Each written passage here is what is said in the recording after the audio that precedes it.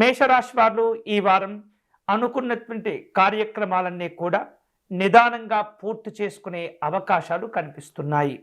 తొందరపడకూడదు. ఫలితాలు ప్రయోజనాలపైనే ఎక్కువగా దృష్టిని కేంద్రీకరిస్తూ ఉండాలి. బంధువులతో వ్యవహరించే సందర్భంలో మేషరాశి వారికి అకారణంగా వివాదాలు కలిగేటటువంటి సూచనలు కనిపిస్తున్నాయి. కాబట్టి ప్రతి అంశాన్ని జాగ్రత్తగా మీరు సమీక్ష చేసుకున్న తర్వాతనే కార్యక్రమాలను ప్రారంభించటం మంచిది. కొన్ని విషయాల్లో ఎటూ తేల్చుకోలేనటువంటి విధంగా పరిస్థితులు తయారవుతూ ఉంటాయి. కుటుంబ పరంగా కావచ్చు, బయట సంఘపరంగా కావచ్చు, కొన్ని రకాల చికాకులు ఇబ్బందులు పెడుతూ ఉంటాయి. ముఖ్యంగా ఈ వారం మేషరాశి వారు వ్యక్తిగతంగా ఆరోగ్య విషయాల్లో జాగ్రత్తలు తీసుకోవాలి.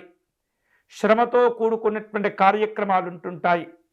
కష్టపడటం మీ పని అయితే ప్రయోజనాలు పొందటం వేరొకరు వంతు అవుతుంది.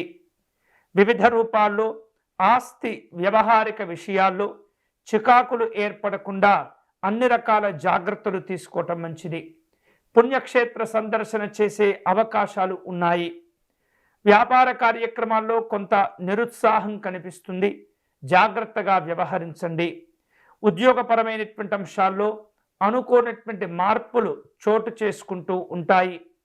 రాజకీయపరమైనటువంటి అంశాల్లో మేషరాశి వాళ్లకు ఈ వారం ఒత్తిడి పెరిగేటటువంటి సూచనలు కనిపిస్తున్నాయి. దూర ప్రాంత ప్రయాణాలు చేస్తూ ఉంటారు. వాటిల్లో కొన్ని ముఖ్యమైనవి వాయిదా పడేటటువంటి అవకాశాలు కూడా ఉన్నాయి. ఈ వారం కొన్ని రకాల శుభవార్తలు వినే అవకాశాలు కనిపిస్తున్నాయి. వాహనాలు కొనుగోలు చేసే అవకాశాలు ఉన్నాయి. ఉద్యోగ వ్యాపారపరమైనటువంటి సంఘపరమైనటువంటి కార్యక్రమాల్లో ఏర్పాటు చేసుకోబోయేటటువంటి చర్చలు అన్నీ కూడా సఫలమయ్యేటటువంటి అవకాశాలు కనిపిస్తున్నాయి. ఈ వారం మీరు మరిన్ని శుభకరమైనటువంటి ఫలితాలు పొందే క్రమంలో సుబ్రహ్మణ్య స్వామి వారిని ఆరాధించటం మంచిది.